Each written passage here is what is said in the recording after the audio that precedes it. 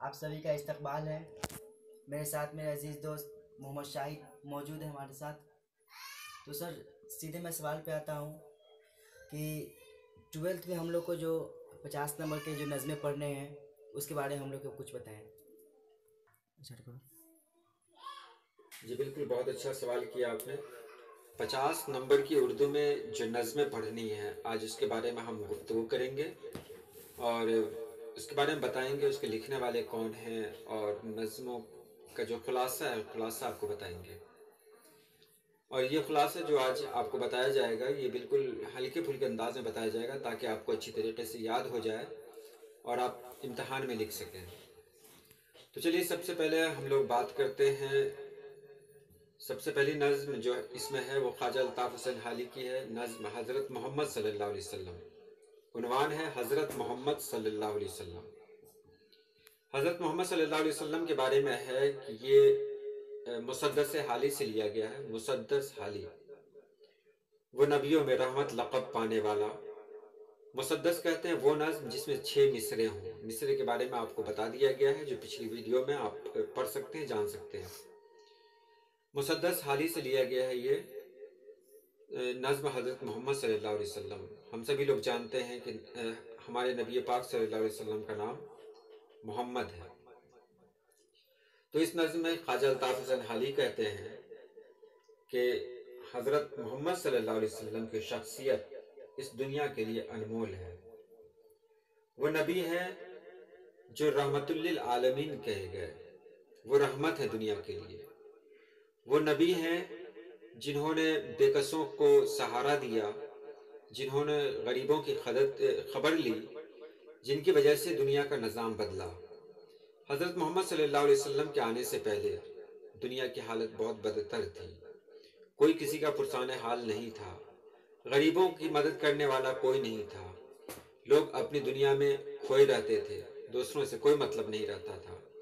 لیکن جب ہمارے نبی اکرم صلی اللہ علیہ وسلم آئے تو ہمارے نبی صلی اللہ علیہ وسلم کے آنے کے بعد اس دنیا میں ایک بدلاؤ ہوا، ایک تبدیلی ہوئی۔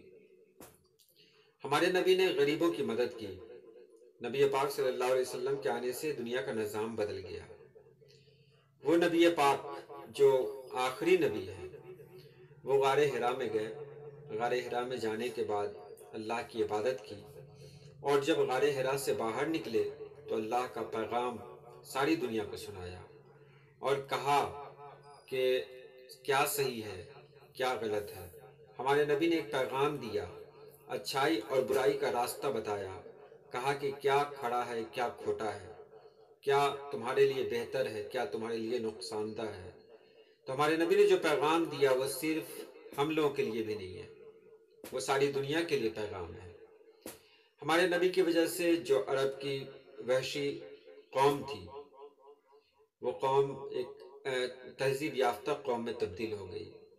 وہ قوم جو ایک دوسرے کی دشمن تھی وہ قوم ایک دوسرے سے محبت کرنے لگی۔ یہ ہمارے نبی اکرم صلی اللہ علیہ وسلم کا فیضان ہے۔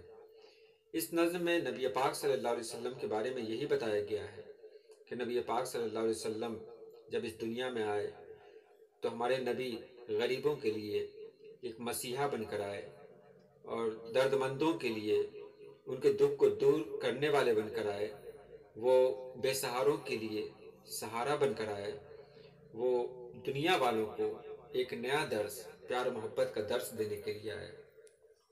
ہمارے نبی نے بتایا کہ کیا صحیح ہے کیا غلط ہے، کیا سچ ہے کیا جھوٹ ہے، اور سب سے بڑی بات کہ ہزاروں طبقوں میں بٹے ہوئے لوگ، ہزاروں فرقوں میں بٹے ہوئے جو لوگ تھے، ہمارے نبی صلی اللہ علیہ وسلم نے سب کو ایک بنایا اور کہا کہ تم صرف اور صرف اللہ پاک کی عبادت کے لیے پیدا کیے گئے ہو۔ ہمارا خالق ایک ہے، ہمارا مالک ایک ہے، ہم کو عبادت کرنی ہے تو بس اپنے اللہ پاک کی عبادت کرنی ہے، ہم کو جھکنا ہے، ہم کو سجدہ کرنا ہے تو بس اسی کے سامنے سجدہ کرنا ہے۔ خواجہ الطاف حسین کی یہ نظم بہت ہی پیاری نظم ہے، بہت ہی بہتر نظم ہے اور اس کا خلاصہ میں نے بتا دیا۔ اب اس میں جو سوالات آئیں گے وہ آپ بہتر طریقے سے جان سکتے ہیں، سمجھ سکتے ہیں، آپ اس کا جواب دے سکتے ہیں۔ جیسے پہلا سوال اگر میں پوچھوں کہ نبی پاک صلی اللہ علیہ وسلم کے آنے سے کیا کیا فرق پڑا، ان کے دنیا میں تشریف لانے سے کیا کیا فرق پڑا، تو آپ کا جواب ہو سکتا ہے، آپ جواب دے سکتے ہیں کہ ہمارے نبی اکرم صلی اللہ علیہ وسلم نے صحیح اور غلط کا فرق بتایا۔ ہمارے نبی اکرم صلی اللہ علیہ وسلم نے دنیا والوں کو یہ درس دیا کہ کیا صحیح ہے کیا غلط ہے۔ ہمارے نبی نے ایک پیغام دیا کہ اگر عبادت کرنی ہے تو بس ایک اللہ کی عبادت کرنی ہے، اللہ کے علاوہ کسی کی عبادت نہیں کرنی ہے۔ ہمارے نبی نے لوگوں کو ان کا حق دیا، غریبوں کے سہارا بنے، بے سہاروں کے لیے ایک سہارا بنے، غریبوں کے مسیحا بنے، بیماروں کی مدد کے لیے ہمیشہ تیار رہنے والے بنے۔ اس نظم کا خلاصہ بس یہی ہے۔ جس میرا ایک سوال تھا کہ ایک جو نظم ہے وہ نظم کلزق جو ہے تو اس کا بڑا خلاصہ بتا دیجیے۔ یہ کلجگ نظم بہت اہم نظم ہے کیونکہ اس سے بھی سوالات آتے ہیں۔ کلجگ نذیر احمد کی لکھی ہوئی بہت ہی بہترین نظم ہے۔ سب سے پہلے ہم نذیر احمد کی بات کریں گے تو نذیر احمد کو عوامی شاعر کہا جاتا ہے کیونکہ وہ عوامی باتوں کو ساتھ میں رکھتے ہیں، وہ عوامی جو مسائل ہیں اس کے بارے میں بات کرتے ہیں۔ نذیر اکبر آبادی جیسا نام سے ہی ظاہر ہے، وہ اکبر آباد کے رہنے والے تھے۔ اکبر آباد کا موجودہ نام آگرہ ہے، یعنی آگرہ کے رہنے والے تھے۔ نذیر اکبر آبادی کی زندگی غریبی میں گزری، تو ان کی جو بھی نظمیں ہیں اس میں ان کی غریبی جھلکتی ہے۔ وہ جب بھی بات کرتے ہیں وہ عام انسان کی بات کرتے ہیں۔ نذیر اکبر آبادی کی جو بھی نظمیں آپ پڑھیں، چاہے دنیا ہو، روٹی نامہ ہو، جو آپ کو پڑھنا ہے کلجگ ہو، یہ سب دیکھیں گے کہ یہ عام فہم انداز میں کہی گئی نظم ہے۔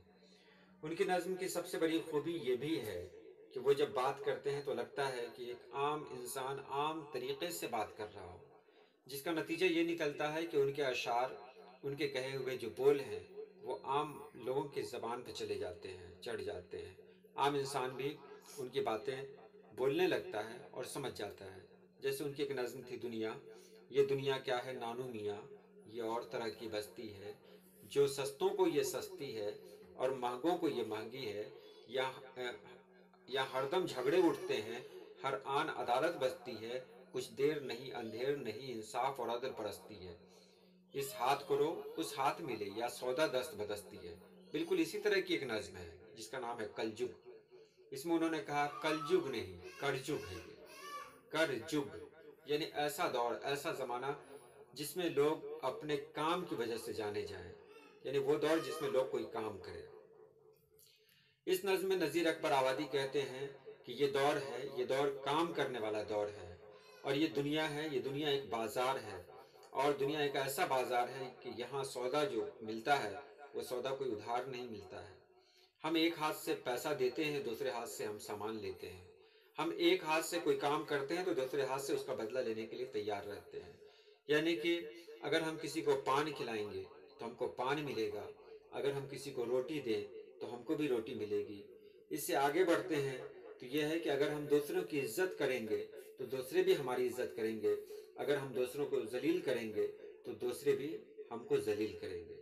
یعنی یہ دنیا ایک ایسی دنیا ہے جہاں سب کچھ ہاتھوں ہاتھ ہوتا ہے۔ اس دنیا میں کچھ باقی نہیں رہتا۔ یہ دنیا ایسی ہے، یہ دنیا ایک ایسا بازار ہے جہاں لوگ ایک ہاتھ سے پیسہ دینے کے لیے تیار رہتے ہیں اور دوسرے ہاتھ سے اس کا بدلہ لینے کے لیے تیار رہتے ہیں۔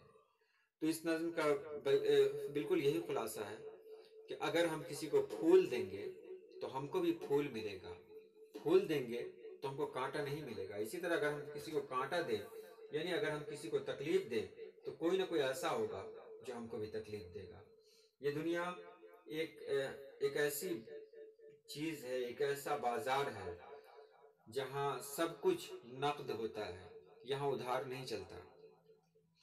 اگر ہم دوسروں کا مان رکھیں گے تو ہم کو بھی مان ملے گا، اگر ہم دوسروں کی عزت کریں گے تو ہم کو بھی عزت ملے گی۔ تو نذیر اکبر آبادی کے اس نظم میں ایک پیغام ہے کہ یہ دنیا ہے، یہ دنیا کلجگ نہیں کرجگ ہے۔ यानी एक ऐसी दुनिया है जहाँ लोग अपने काम की वजह से जाने और पहचाने जाते हैं। अगर हमारा काम बेहतर हुआ तो हम बेहतर नाम से जाने जाएंगे, हमारा काम बुरा हुआ तो हम बुरे नाम से जाने जाएंगे, और सिर्फ जाने ही नहीं जाएंगे बल्कि हमको अपने अमल का बदला इस दुनिया में ही मिल जाएगा। इस नज़्म का खुलासा यही है। नज़ीर अकबर आबादी के बारे में एक सवाल अक्सर आता है कि नज़ीर अकबर आबादी अवामी शायर हैं, कैसे अवामी शायर हैं? तो उसका जवाब ये हो सकता है कि नज़ीर अकबर आबादी की जो भी नज़में हैं, उन नज़मों में एक आम इंसान के तरीके से बात की गई है। यानी उसका जो लहजा है, नज़म का जो लहजा है, नज़म का जो अंदाज़ है, वो ऐसा लगता है जैसे कोई आम इंसान बात कर रहा हो, और उनका जो अंदाज़ होता है वो कोई भी समझ सकता है, कोई भी उसके बारे में जान सकता है। नज़ीर अकबर आबादी ने जो नज़में लिखी हैं वो नज़में हर तबके में मकबूल हैं, चाहे वो पढ़े लिखे लोग हों, चाहे वो पढ़े लिखे न हों, सभी लोग उनकी गज़लों को सुनते हैं, गाते हैं। आज एक रिक्शा वाला भी जब गुजरता है तो उसकी ज़बान पे ये नगमा होता है, सब ठाठ पड़ा रह जाएगा जब लात चलेगा बंजारा। तो इस तरह की नज़में हैं नज़ीर अकबर आबादी की, जो एक पैगाम देती है, और एक खुला हुआ पैगाम है। जैसे ऐसा लगता है जैसे कोई फ़कीर गाता हुआ गुजर रहा हो। एक पैगाम है, सभी लोगों के लिए एक पैगाम है, और ये पैगाम देने का अंदाज़ बिल्कुल लगता है ये अवामी अंदाज़ है, और अवाम के बीच इसीलिए वो काफ़ी मकबूल है। जी सर, आपने बहुत अच्छे तरीके से समझा दिया। सर मेरा एक और सवाल है कि आप हमें पैगाम अमल के बारे में कुछ बताएं, उसके बारे में कुछ खुलासा बताएं, उनके लिखने वाले के बारे में। पैगाम अमल बहुत अच्छी नज़्म है। ज़ाहिर है ये 50 नंबर वाले को पढ़ना है। ये वीडियो 50 नंबर वालों के लिए ही बनाई जा रही है, इसलिए ध्यान से तवज्जो से सुने इस नज़्म को। सबसे पहले वहीदुद्दीन सलीम के बारे में बात कर लें। वहीदुद्दीन सलीम एक बड़े शायर गुजरे हैं, और वह सर सैयद के बहुत करीबी थे। उनकी जो भी नज़में हैं उसमें इसी तरह की बातें हैं। वो एक पैगाम देना चाहते हैं। ये नज़्म जो आप पढ़ रहे हैं, पैगाम अमल, तो पैगाम अमल का मतलब क्या हुआ? अमल का पैगाम देना, काम का पैगाम देना, कि कुछ ऐसा काम करें जिससे तब्दीली हो। कैसी तब्दीली हो? मस्बत तब्दीली हो, यानी पॉजिटिव चेंजिंग हो। ऐसा नहीं कि सिर्फ हम कोई काम करते जाएं। दुनिया में बहुत सारे काम हैं, लेकिन हर काम बेहतर नहीं होता है। पैगाम अमल में वहीदुद्दीन सलीम ख़ास तौर से नौजवानों से मुखातिब हैं। वो नौजवानों से कह रहे हैं कि तुमको अपनी ज़िंदगी में कुछ ऐसा काम करना है जिसकी वजह से अपने मुल्क में तब्दीली वाक़ हो, हमारा मुल्क बेहतर से बेहतर बने। ये नज़्म उस वक्त कही गई थी जब हमारा मुल्क ग़ुलामी के दौर से गुज़र रहा था। कलकत्ता के एक प्रोग्राम में वहीदुद्दीन सलीम ने ये नज़्म सुनाई थी। नौजवानों पर इसका बहुत असर पड़ा था, बहुत सारे नौजवान उनसे मिले भी थे। इस नज़्म में वो कहते हैं कि तुमको परवानों की तरह जलना नहीं है, बल्कि शमा की तरह ज़िंदगी गुजारनी है। परवाने शमा के पास जाते हैं तो वो अपनी ज़िंदगी को ख़त्म कर देते हैं। तुमको इस तरह बेकार काम में लगकर अपनी ज़िंदगी को ख़त्म नहीं करना है। तुमको शमा की तरह जलना है, तुमको दुनिया को रोशनी देना है। वो आगे कहते हैं कि ये नौजवान जो हैं, ये हमारे मुल्क के लिए बेहतर मुस्तक़बिल की ज़मानत है। नौजवानों के अंदर जो खून होता है, खून के अंदर जो गर्दिश होती है, वो बहुत ही तेज़ होती है। उनका खून बहुत गर्म होता है। अगर वो अपने जज्बात को, अपने कारनामे को,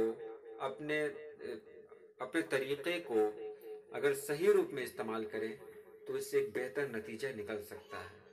वहीदुद्दीन सलीम के इस नज़्म में साफ साफ कहा गया है कि हमारे नौजवानों को चाहिए कि वो अपने लिए सही राह अख्तियार करें, सही रास्ता चुनें और उस पर आगे बढ़ें। उनके सामने बहुत सारी मुसीबतें आएंगी, लेकिन अपनी उन मुसीबतों से घबराना नहीं है। उन मुसीबतों से लड़ते हुए उनको आगे की तरफ बढ़ना है और कामयाबी की तरफ जाना है। पैगाम अमल में एक पैगाम है कि तुम अमल करो, तुम काम करो। अमल माने होता है काम। तुम काम करो, कुछ ऐसे काम करो जिससे लोग तुमको याद रखें और जिससे समाज की और मुल्क की तब्दीली हो। वहीदुद्दीन सलीम की ये नज़्म एक जज्बाती नज़्म है और बहुत छोटी नज़्म है। छोटी नज़्म होने के बावजूद ये नज़्म अपने अंदर एक ख़ास मानी रखती है, अपने अंदर एक ख़ास जज्बा रखती है, अपनी एक ख़ास पहचान रखती है। वहीदुद्दीन सलीम की नज़्म पैगाम अमल में एक बार हल्का फुल्का बता रहे हैं कि पैगाम अमल में कौन सा पैगाम दिया गया। तो पैगाम अमल में ये पैगाम दिया गया है कि तुम अपनी ज़िंदगी परवानों की तरह मत जियो। ये परवाने जब रोशनी के पास जाते हैं तो अपनी ज़िंदगी को ख़त्म कर देते हैं। तुमको परवानों की तरह नहीं करना है, तुमको शमा की तरह रहना है जो किसी मकसद के तहत जलती रहती है। वो शमा जलती रहती है जिसका एक मकसद है, वो तारीकी को दूर भगाती है। इसी तरह तुम्हारी ज़िंदगी का भी कोई ना कोई मकसद होना चाहिए और मकसद भी ऐसा हो जिससे लोगों को फ़ायदा हो, जिससे समाज का फ़ायदा हो, जिससे हमारे मुल्क का फ़ायदा हो। ठीक है, आज के लिए इतना ही। आज जो वीडियो बनाई गई ये बिल्कुल हल्के फुल्के अंदाज में बताई गई है आपको। इसके सवालात जो बचे हुए हैं ये बाद में बताए जाएंगे, क्योंकि आज इस तरह का इरादा नहीं था, लेकिन फिर भी आप लोगों ने जिस मोहब्बत के साथ सवाल किया कि हम सभी लोगों को मजबूर होना पड़ा कि नहीं, कोई ना कोई वीडियो तो बननी ही चाहिए। मैं वादा करता हूँ मैट्रिक, इंटर और इंटर में दोनों 50 नंबर और 100 नंबर की जितनी भी किताब में जितने भी असबाक हैं सभी की वीडियो बनाई जाएगी, ताकि आपकी तैयारी बेहतर से बेहतर तरीके से हो सके। और जब इम्तहान का वक्त आएगा तो आपको गेस्ट क्वेश्चन या जो सरकार की तरफ से, जो बोर्ड की तरफ से जो मॉडल पेपर निकलते हैं उनके जवाबात भी आपको बताए जाएंगे, ताकि आप बेहतर तरीके से तैयारी कर सकें। और फिर एक बार मैं ये कहना चाहता हूँ कि आप इस चैनल को शेयर करें, लाइक करें और कमेंट ज़रूर करें। कमेंट करने से पता चलता है कि हमको आगे क्या करना है। आज के लिए इतना ही। आप सभी लोग खुश रहें, आबाद रहें, ज़िंदगी के हर मकाम पे कामयाब रहें। अल्लाह हाफिज़।